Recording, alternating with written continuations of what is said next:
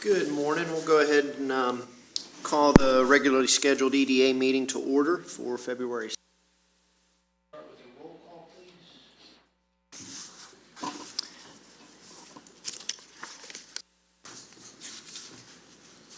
Okay, roll call. Director Freeman. Director Costello. No. Director Trant. Director Appelt. Here. Director Patrick. Present. Aye. Vice Chairman Metz. And Chairman Booth. Here. Have a quorum. Thank you. First item of action is approval of the consent agenda. There's two items on the consent agenda, the minutes from our regularly scheduled meeting January 9th and the financial statement dated January 31. We'll have a motion for approval. Have a motion, second. Second. Motion and a second. Any discussion needed? Hearing none. Call for a vote, please. Director Freeman. Aye. Director Appelt. Aye. Director Patrick. Aye. Vice Chairman Metz. Aye. And Chairman Booth. Aye. Agenda approved. Next item is public comment. Seeing none, I think we can move forward. We had tentatively reserved a closed session for this agenda. Based on some discussions, none will be necessary for this meeting, possibly coming back with our March meeting with that necessity. Which moves us into unfinished business.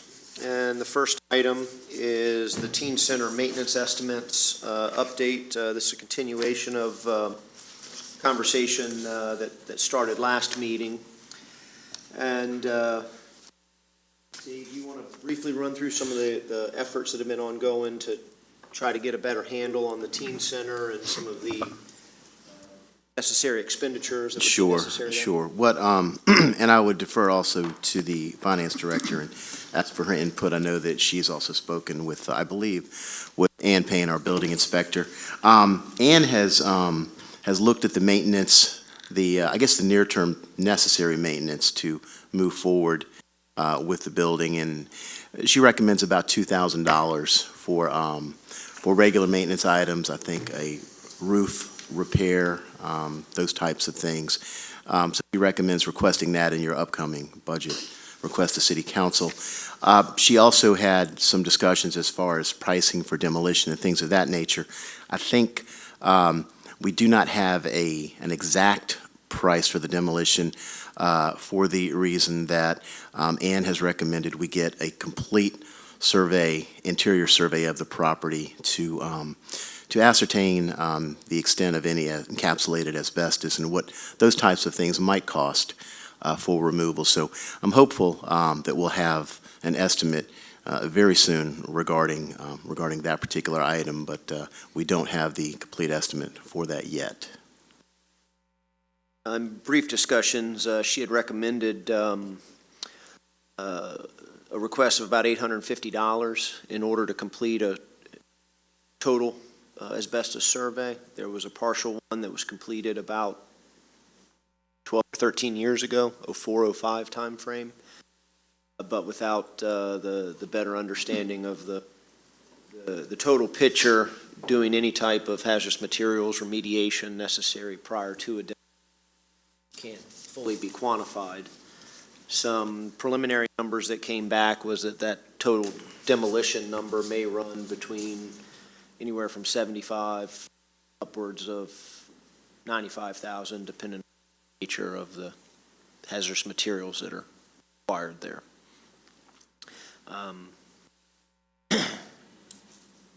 We're going to come to our budget discussion. This point, from where I sit, it sounds like the pathway forward probably includes completing that survey. at a minimum, because that's going to start to better define what's necessary if demolition is required. Certainly would be utilized if you were to transfer the property by sale, would be additional documentation that prospective buyer may want to see as part of any due diligence necessary. So it certainly would afford us some value in doing that. And once that information was gathered, we then would be able to better estimate what a demolition of the facility may cost if, in fact, liquidating the property is what our goal is. It was also pointed out during the discussion about the property that with the new right-of-way take that has occurred on the property, that a portion of the building actually overlaps the new property line that's there. So that certainly makes any long-term viability of the building continuing to exist if those highway improvements are done or roadway improvements are done, operational impact to that building. You know what that building costs us each year to maintain? Of recent years, it's been negligible because there really has not been much. It's ongoing. Has to be heated, right? Has to be heated. We have a lease that pays that for 5 or 6 months out of the year. And then the other 6 months, I don't know how climate controlled, do you actually keep it in the summertime?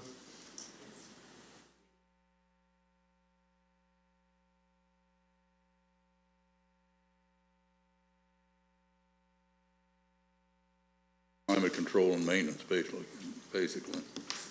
So the recommendation there was $2,000 for the first year.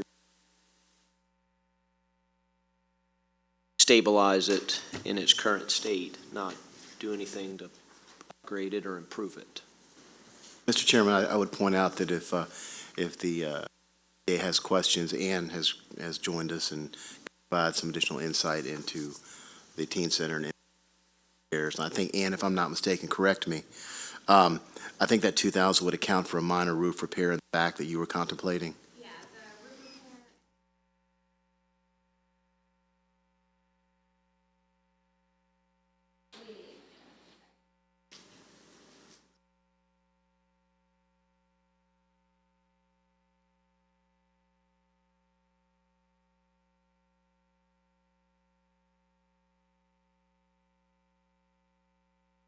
repair. Comments or questions?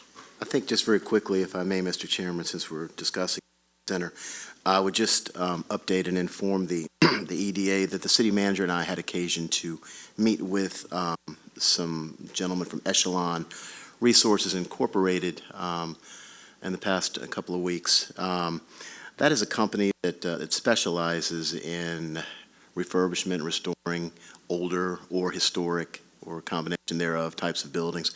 And they toured the teen center. I think the goal there, city manager wanted to see if there were additional viable options that staff could bring forth for the EDA's consideration. One interesting point, when we met with Echelon and they toured the building, they looked at it and just ventured that it possibly might, with some refurb enhancements and revisions, serve as maybe a couple of apartments, 2 or 3 apartments, if it was partitioned in that way. So that was something that, quite honestly, I hadn't considered, but the property is in a residential area, so just food for thought. Does the zoning of that property permit? I believe, Wally, please. It's zoned R1, which basically allows multifamily. Is not listed as a permitted use. However, it's not listed as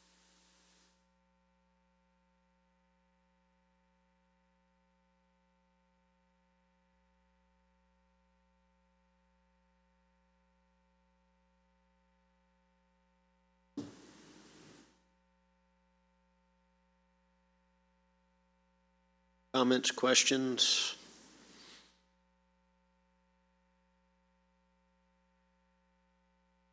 Pathway forward, maybe?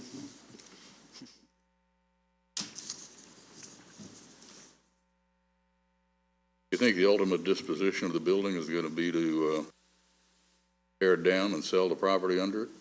Is that what I'm hearing? I don't know that we know that at this point. The primary intent in procurement of that property was to allow for a right-of-way adjustment and the traffic improvements, which has occurred. Right now, it's a property that's, I'll say, not maintained on a regular basis.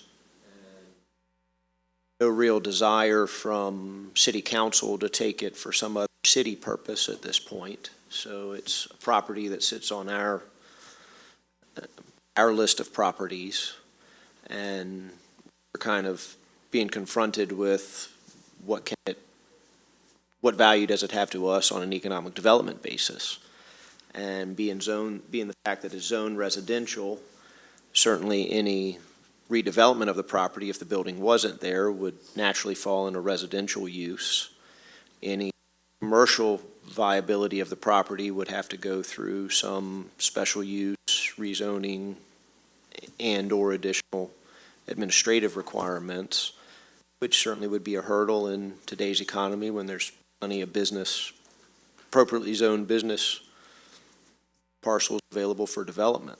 So I think that's the challenge that we're confronted with right now.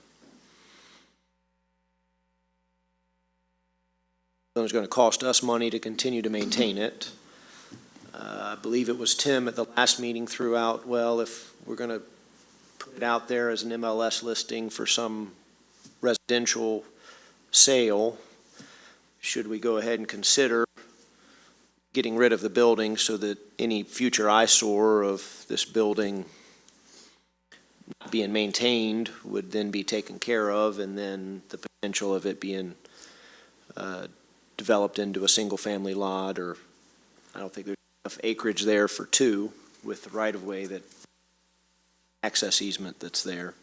So at the end of the day, we've 6.7 acres, which would create a single building lot after the right-of-way take has occurred.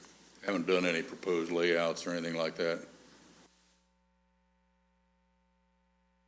Bad news doesn't get better with age. I think you've covered it before, but what's the value of the property? The current assessment on the property, I think, is 135.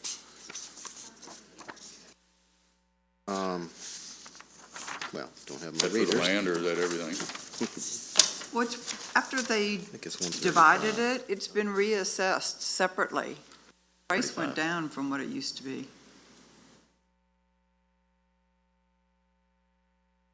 Sure if there's been a recent reassessment of that.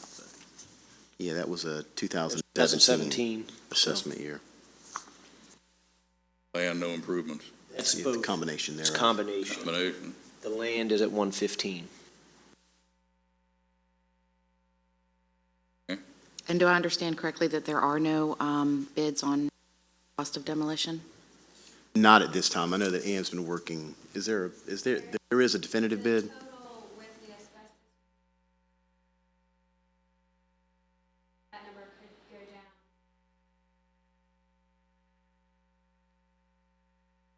So as far as the final number, we don't know that one exactly, depending on the survey. Okay, that's worst case. Well, let's hope that it does. Except the more time passes, that's not really true. So if it costs $90,000 to tear it down, and you got a $110,000 lot, it's not worth a whole lot. Hopefully that survey will inform us. Anything more than better. zero is worth it. Maybe worth it. Well, and if we continue to hold on to it going forward, we have to make improvements if we're going to continue allowing people to use it. Otherwise, we're a liability. Is that Certainly can. correct? Certainly has Seems the we should potential to probably extend. sell it. So, at the end of the day, where I sit personally, if not a higher city use for the property that they have for it, then as our mission of economic development, it doesn't really afford us any economic development opportunity short of getting rid of the property, getting it back on some tax rolls, and then if a home is built on it, tax income from that moving forward. But it served its purpose in that the necessary transportation improvements in the vicinity of the city can go ahead and move forward whenever they opt for it.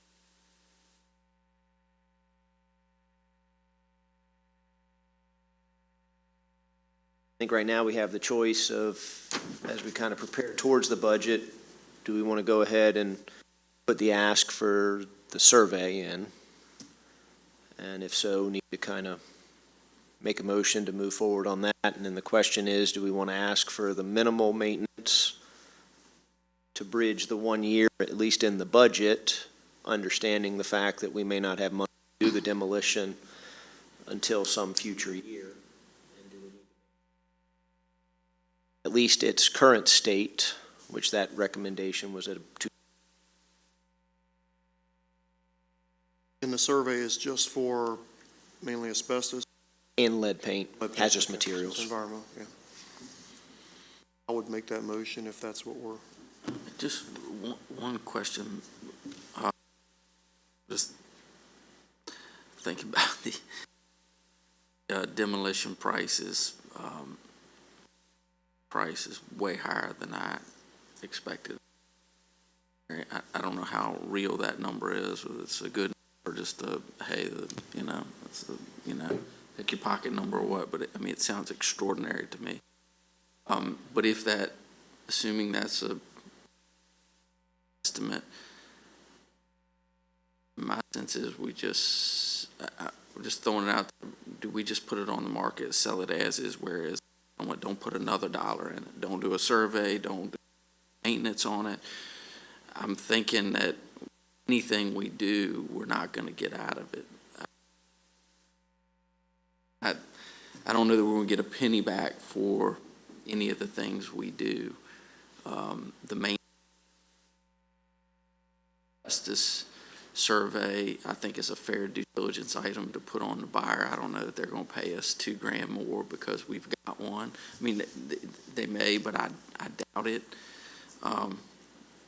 Anyway, our best chance of getting those dollars for that property may be just to put it on the market as is, without putting another dollar in it. I mean, it's contrary to what I'd like to see happen. I mean, dollars, I'd like to see us knock the building down, clean up the easement issue if we can, and sell it as a building lot.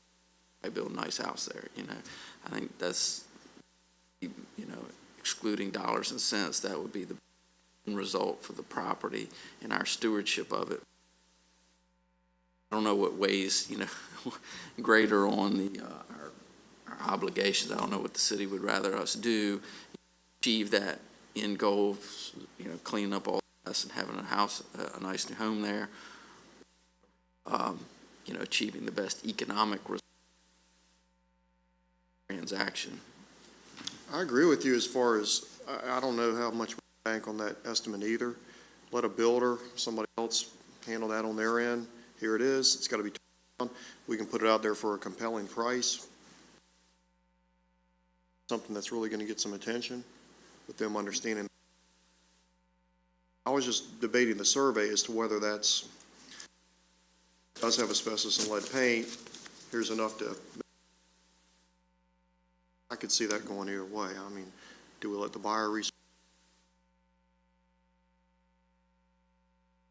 Any buyer that gives you a contract is going to have a due diligence period. They know what they're doing. They would certainly do their due diligence before they confirm the contract. Well, you would hope. I would just hate for them to go into it thinking, oh, a building. They don't realize the extent of asbestos lead paint. But I could see that going either way. There is an old asbestos report. I'm not sure, or one wouldn't be more accurate and have more information, but anyone who's ever expressed an interest in the building has been provided with that old report. Well, there you go. It's partial. It's partial.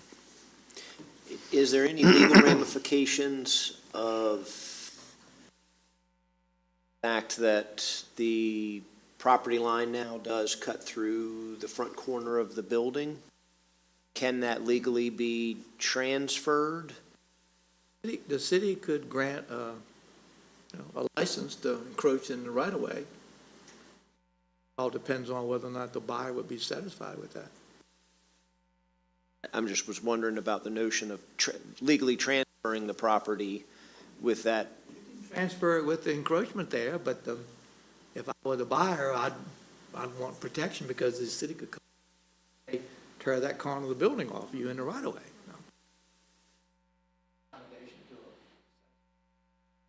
I don't know that the city give a buyer all the confirmation that they would want. License would simply mean it's okay for it to be there until we tell you it's not okay to be there. Thought, Give an Donald, easement, maybe,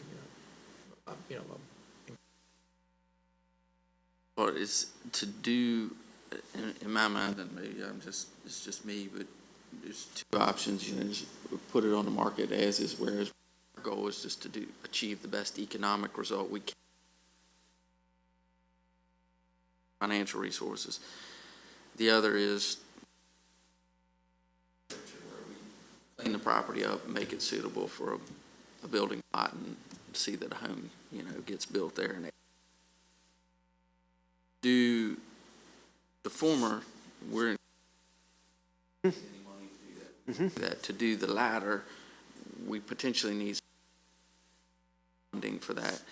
And maybe these conversations have already been had, but if there's consensus that that's really to the two paths, we got one or the other option, that's our stewardship, I guess one way or the other, then maybe it makes sense to conversation with the city manager, talk to city council. Hey, look, it's a $80,000 investment by the time you do your survey, do your we hope that we get most of that back in a sale of it as a building lot, but it's probably a wash, probably just we've gotten our value out the way we need it, and we hope to break even and put a house on the tax roll. Not such a good stewardship, of the land use, but the best economic, what's more important, dollars or the end result on that property, and let them guide us on that. I can possibly have them as part of the budget process even, as here's a request, here's what the request is for. I believe that the stewardship role is the pathway, and certainly present that the alternate, no allocation, we're going to put it on as is with the intention that a builder or developer be in the shoes of doing a demolition in order to accomplish. You're concerned about just sitting out there as is, that somebody wasn't resulting in a nice house? Because really zoning wise, got control. I mean, they can't really put anything. At the end of the day, if someone buys it, it almost has to be to build a house, right? Otherwise, city can just say no to every. But if someone tried to reuse the existing structure as a residence? And they still have to go in and get conditional uses and. Not for a rental. I think they could go and rent it out. It's just a rental property, which, Have to get, hasn't had an actual occupant for X number of years, right? Still has a certificate of occupancy allocated. Most cities, if it's not been a continuous use for certain, I want to go in there and put a flower shop in there. Well, I can't just do that by right, I don't think. Correct. Abandon the non-conforming use for 2 years. The question would be whether the use that's been made of it with the wrestling program or whatever would continue that use. I don't know the answer to that. Well, I'm not smart enough to figure that out without looking at the books, but that'd be the question I'd raise as a potential user of the building. It hasn't been abandoned for the 2-year period. It has continued use, but has that limited continued use then limited the scope of the grandfather provision? Those are the kind of questions that would come up in my mind anyway. I understood. Kim knows much about that. There's some comments that she's been waiting to make behind the gentleman.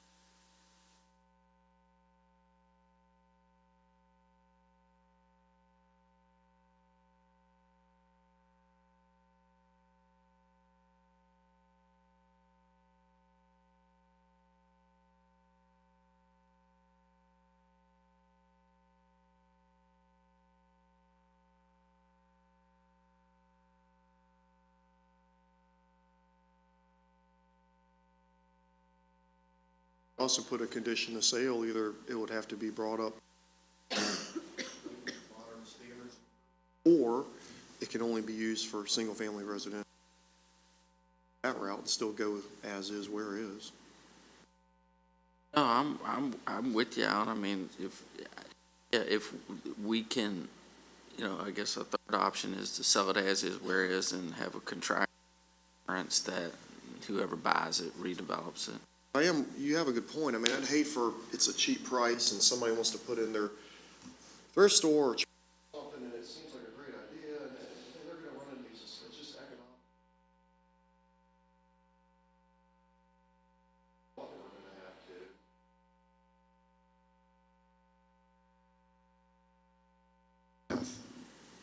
to. For someone to try to use it. I agree that, yeah, my thought and the reason for the alternative was not knowing what would happen. Like you said, some, Class C, D.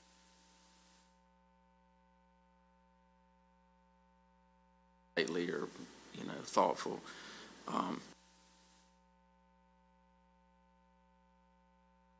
Use or whatever, it's inconsistent with, the surrounding areas.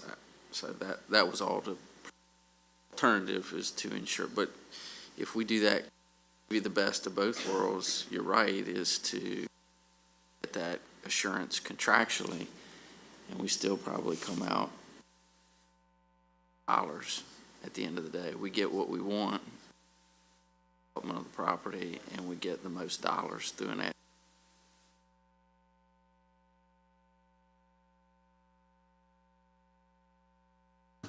When you got a price for the demolition, that was not a competitive bid, was it? I was just calling a demolition company and asking what they would charge? I called one environmental company,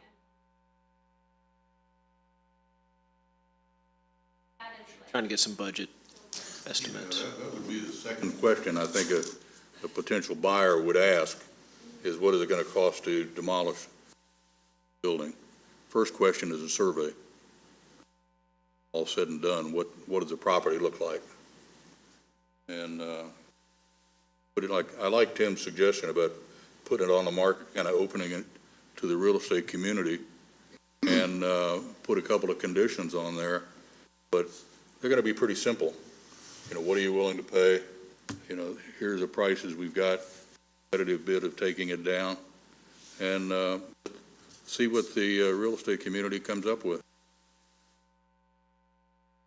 Thrown out doing it through an MLS or a residential listing rather than some general broker, so that you're trying to tap into that residential developer market.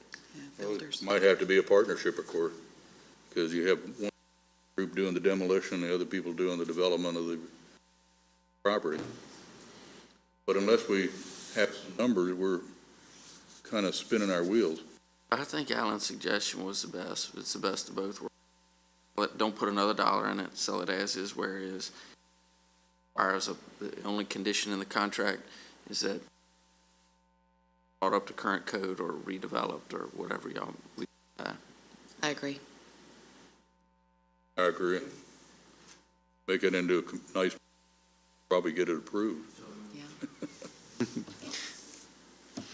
So then I'm hearing a motion that we list the teen center property where is as is with a conditional contract. We can work on what a acceptable price is for that initial listing, but where is as is with a contractual limitation that it be upgraded to current residential standards and/or demolished and developed as new. Is that residentially zoned Yeah, it's zoned property? residential, Zone residential. R1.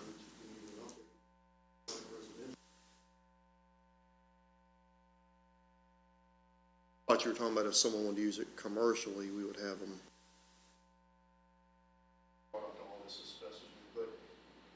I just say it just has to be used for single-family residential. I don't know.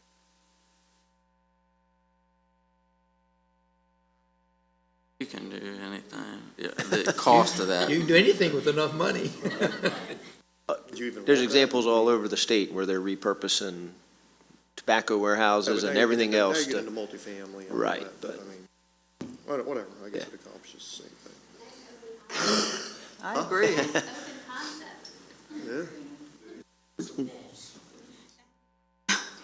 Tobacco ordinance. did I capture? Yeah, I think that's right. I mean, I guess maybe to add, that the discretion of the real estate price and find that condition.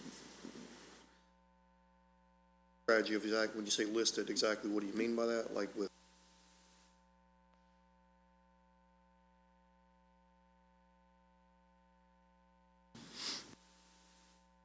Discretion of the committee to find the optimum Marketing strategy. strategy. Alan's assistance? Because so far, it's been thrown out there to a general public, but it's been more oriented toward a commercial. To send it to the residential community will approach, and it'll be unique. It's not a standard home, so it's going to be a different approach. pricing's gonna get attention, because it's gonna be relatively, Big square footage for low price. I think if we could we have Ms. Gavaza read the motion, make sure it's defines what your intent is. Go ahead. So what I've gotten out of this was to list the building where is as is, I guess that's a official term, require upgrades or demo and build new to current residential standards. Or to stay within the current zoning, because it's zoned residential, is that correct? There's no changing the zoning, so to meet current zoning. Current zoned residential. I think you need to add to it that you grant authority to the real estate committee to establish price and sale conditions, Marketing strategy. marketing strategy.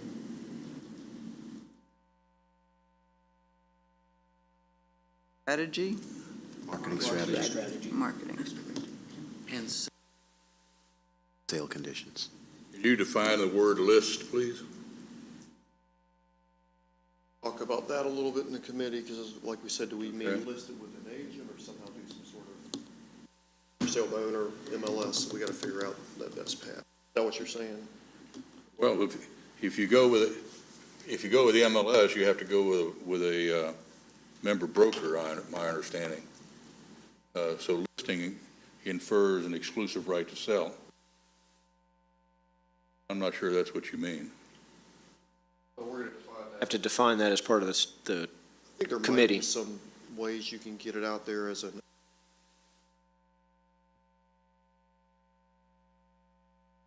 Gotta be within. You have all opportunities that you can list. So that's simple enough to.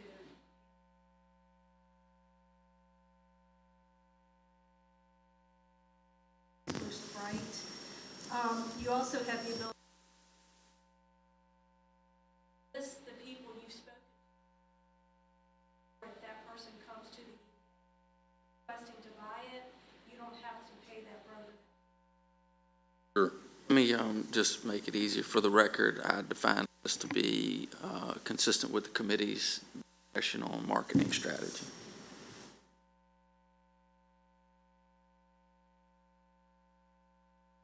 What do you think, Henry? I don't know where that fits. Just put it in there for now. Brokers protected? More time, I think, at the chairman's Brokers discretion. protected, is that, that's what we're talking about, I guess, here.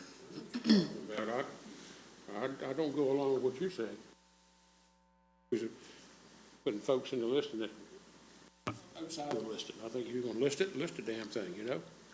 Well, I was just pointing out, that's a simple contract. When you yourself have tried to sell the property and you have spoken to XYZ I company, understand thoroughly what you're saying, man. that's a standard real estate that has been presented time after time to brokers. End of the day, I think the committee can kind of resolve the details of how we opt to do. We just got two qualified brokers on it. I'm quite comfortable. They can figure out what to do. That Absolutely. wisdom and guidance will be sufficient. Qualified Who brokers. said, nobody said. Stricken that from. At this point, have a motion. Is there a second to that motion? A motion made by Tim. Alan, Read your motion again. Mine went away. okay. So we, made by Tim. I thought, All right, let's go back and see if I can figure where to fit this in. List building where is as is, require upgrade or demo and build new to current zoned residential standards, and grant authority to the real estate committee for pricing and marketing strategy and sale conditions. period. Good. Sounds good. I second that motion. I had that already. Just put a period on it. Okay, Tim, do we have a second? Yes. Katie. Director Patrick. Any additional discussion necessary? None. If we can have a vote, please. Okay, Director Freeman. Aye. Director Trant. Aye. Director Appelt. Aye. Director Patrick. Aye. Vice Chairman Metz. And Chairman Booth. Aye. Thank you. Next item of unfinished business is an update on the delineation status of the EDA-owned property. That was provided as a separate handout for each of you this morning. Speaking with Dave prior to the start of the meeting, the most current one set to expire is the Gladys Moore property here on City Hall Avenue. Consultant, forgot her name. Sandy Yes, Brinson exactly. is already aware of this and is working to strategically time the execution of a re-up for that. I believe she said later in the spring, early summer. And please don't put words in your mouth. No, that's exactly right, Mr. Chairman. Such that does not expire. I guess of note, July of 19, the 6 parcels that are across Victory Boulevard are up for renewal. So that'll be important that one get added back in the to-do list. With that, we may need to include a budget item for Sandy's re-up of that to next year's budget request. Questions or discussions related to that? What is the Gladys Moore property? It's right-hand side of City Hall Avenue as we're coming down towards City Hall, immediately after the front corner parcel that's already developed. We actually have a for sale sign on that particular property. It encompasses about an acre. It's about the same size as the former. Front of the building, not behind the building. Yeah, when Is you're that coming correct? this way in the circle, it's the last, when you hit the circle, it's immediately to your right where that sign is. It's about an Only thing I would say, Don, I'm sure Sandy knows this better. I do a lot of wetland delineations in my day job, and did a fairly thorough and fairly straightforward delineation on property in, I think it was September, October of 2017, late September, early October, and we still don't have a confirmation letter from the Corps. They, in their site visit, agreed with the consultant determination, but if we had in a renewal situation, our permit delineation would have theoretically expired before the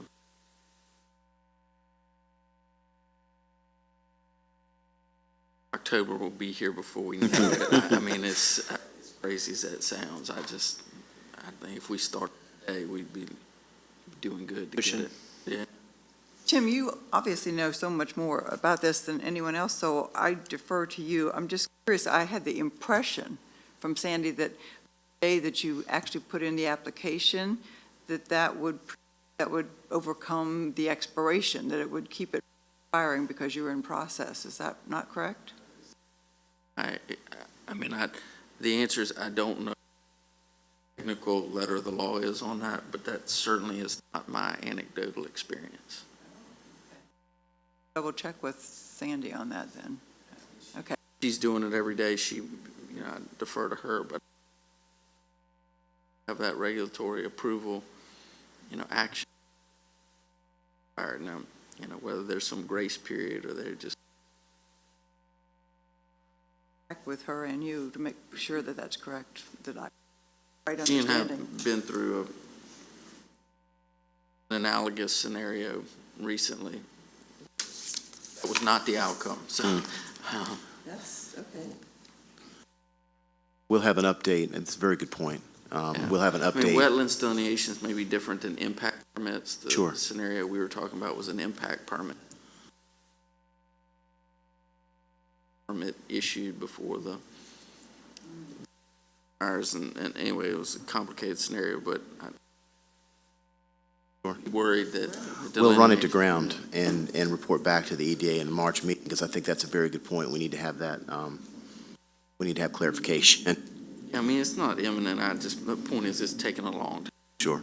It We'll ask the easily question. runs 6 months, so, going in March, that's September, October, so. Same time, Dave, if you could ask her, her recommended timing for the 6 parcels across Victory.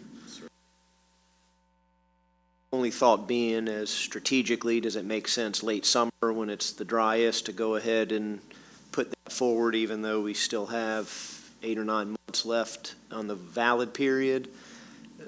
Just strategically timing it. I'd rather have an overlap. You don't want to be there in December next year trying to. Correct.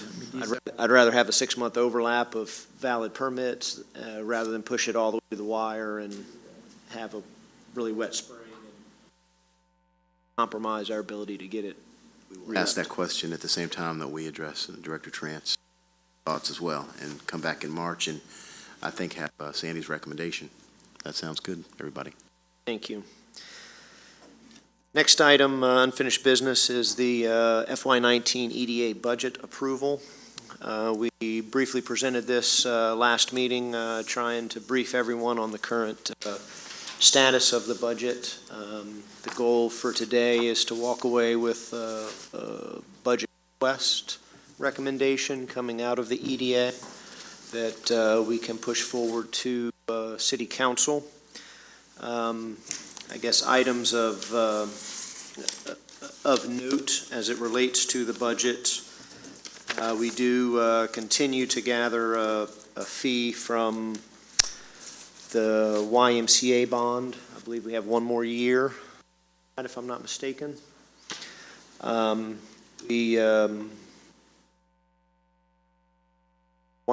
or is it the CNU? Both. Both you should be collecting all the. Echelon's the only one that. Both of those are due this year, but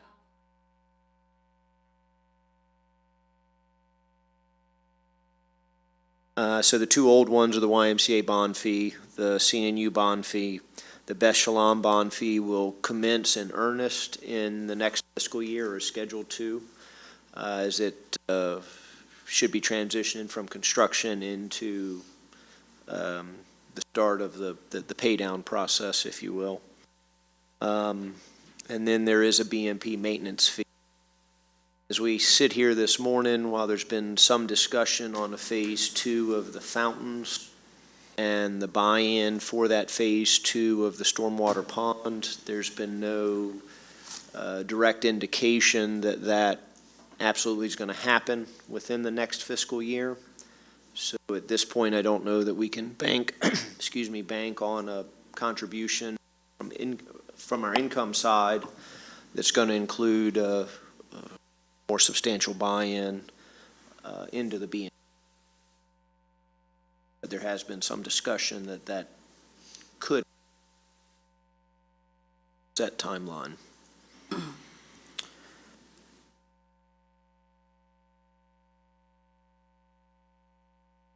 Only other income that I'm personally aware of is should we sell a parcel, whether that be something related to the teen center that we just discussed, and/or fishing center, any of the other outlying miscellaneous parcels, and obviously we're continuing to try to find marketing for our highly visible properties here at Victory and City Hall.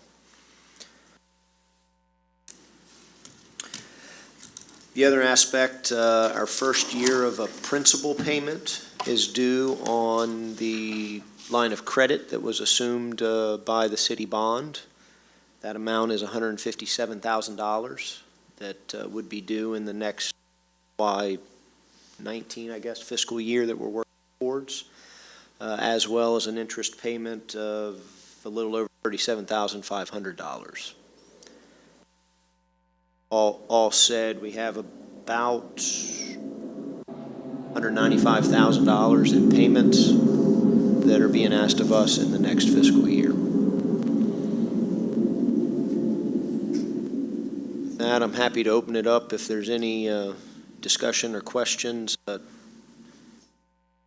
Do have benefit of the finance director here that can hopefully help steer us in some of those discussions as well, if necessary.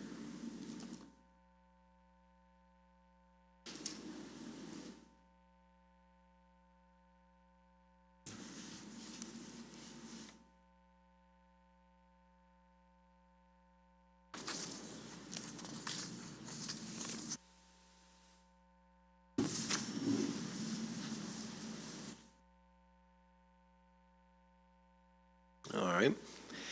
Hearing none.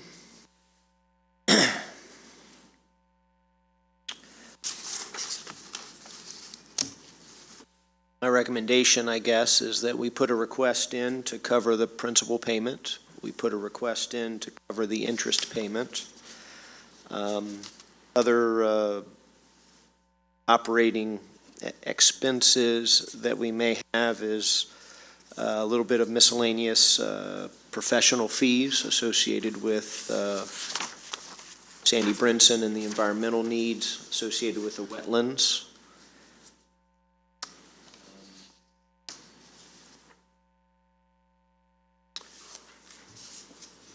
At this point, we wouldn't have any building maintenance based upon the actions requested at the teen center.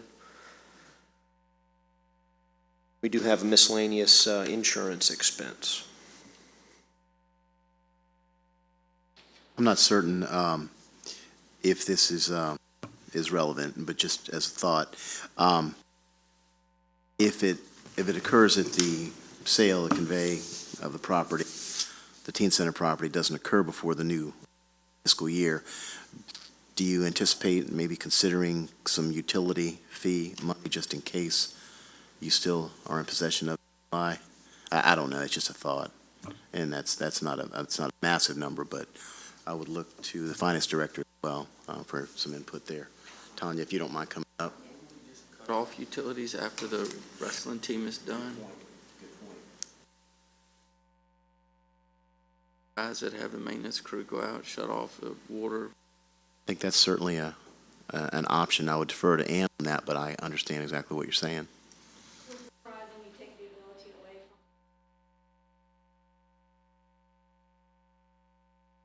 from whether or not there's a cost savings to doing that.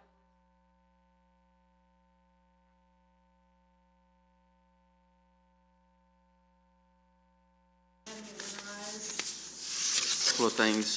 One, I don't think we want anybody in that Agreed. because of the condition of it. Secondly, I think our decision, unless I misunderstood, I think subject to the property committee sort of vetting the conditions, we want building sort of substantially renovated or demolished, maybe, and maybe the committee says it should be demolished. That's the only result. So I don't know necessary to achieve the objectives that we outline for a sale. But I could be wrong. It's a little, I don't see us showing it at all, to be honest with you, because we're,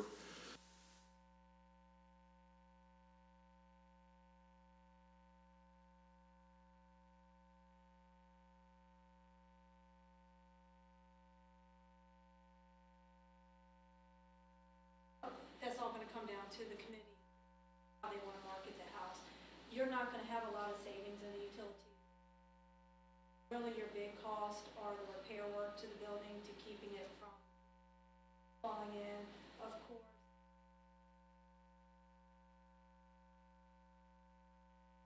Property insurance that you have to have. Little cost savings with the utilities for the March meeting. I'll make sure we have the true cost of the utilities. I would recommend including it in the budget, and as we go through discussion.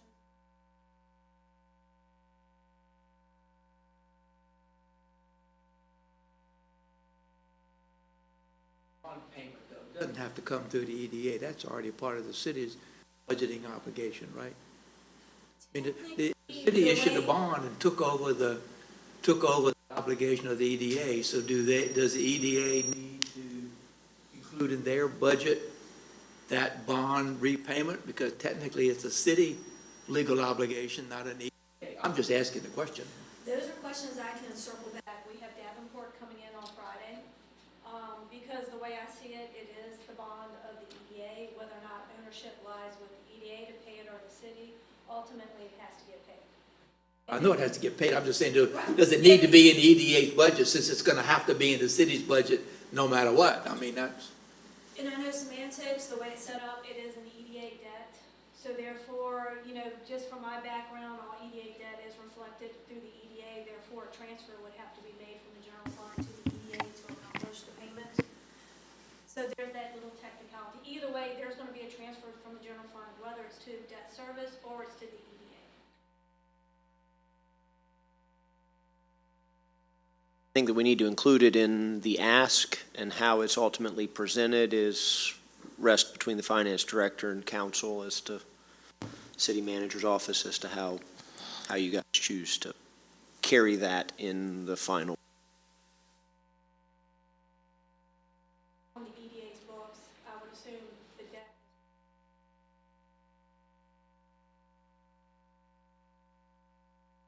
Would there be anything else, Tanya, that you would recommend the EDA's attention regarding any of the specific line items prior to the March meeting that they might want to have discussion regarding? I think you've hit on it. There's some things that you've made me aware as it relates to the professionals' fees that you need for the. So I'm glad I was here to hear that, because that way I can note it and make sure it's included, because as well as the cost for the survey for the demolition. Those things are all key, so that way when we're discussing the budget with the city manager. At this point, I think that the survey, right now, we're not necessarily looking to actually do that unless the committee comes back and finds a reason for that expenditure. With the where-is, as-is approach, that would fall on a due diligence period of a prospective buyer. With the partial survey that we do have, I think the disclosure is pretty clear from sitting in my daily life. It's pretty clear disclosure, the fact that there is something here, we can make you aware of that. Here is a partial survey of information that we have, and any other due diligence you're welcome to complete during a due diligence period. The only thing that y'all may want to consider that I haven't heard any discussion on is potential, whether it's this year or next year, you may want to consider a budget.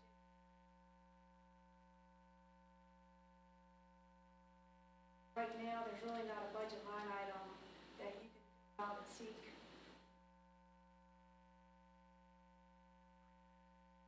That could be something that we could discuss. Any other questions at this point? So for the purposes of, and maybe I guess we need to postpone the final vote on this to March, would you be able to put together a recommended budget that includes the principal payment as an ask, and again, ultimately how the statistics of that shows up in the final budget is at council's manager's discretion.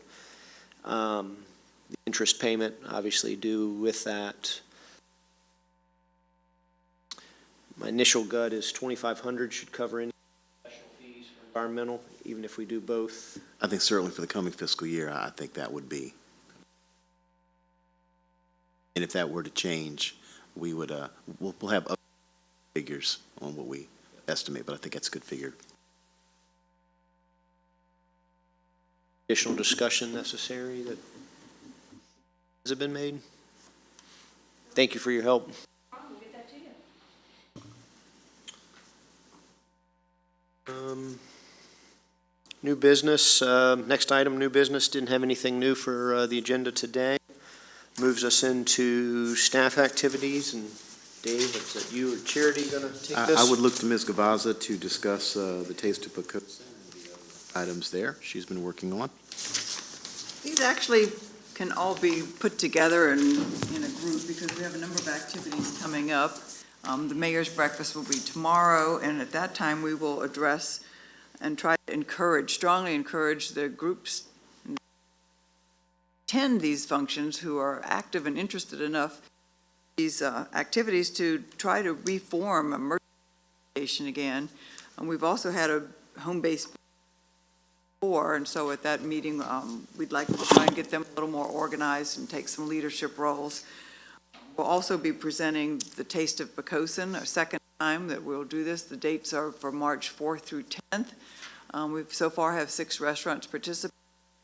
We'd like to try to do it the way they do it in many other cities, with a flat fee. We're trying to encourage the restaurants to come up with the appropriate menu to go in along that direction. And so we have a number of activities involved with our merchants, restaurants, trying to help pull them together and work together towards supporting and promoting each other.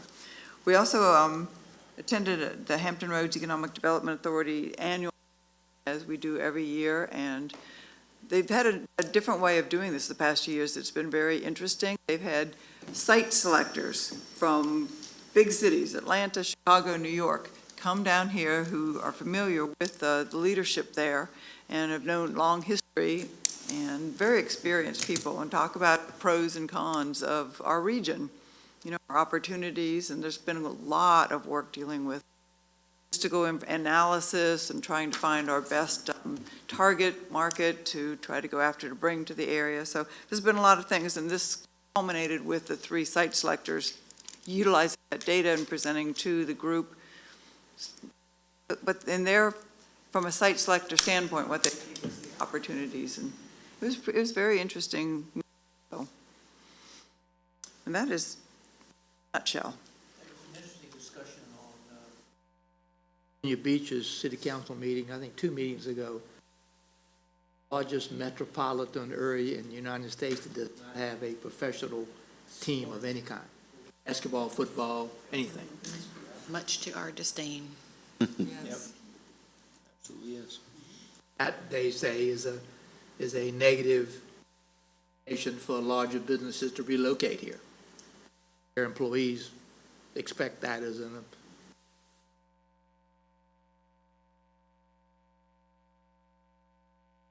Thought we were close, didn't we? Sounded like it was going to happen.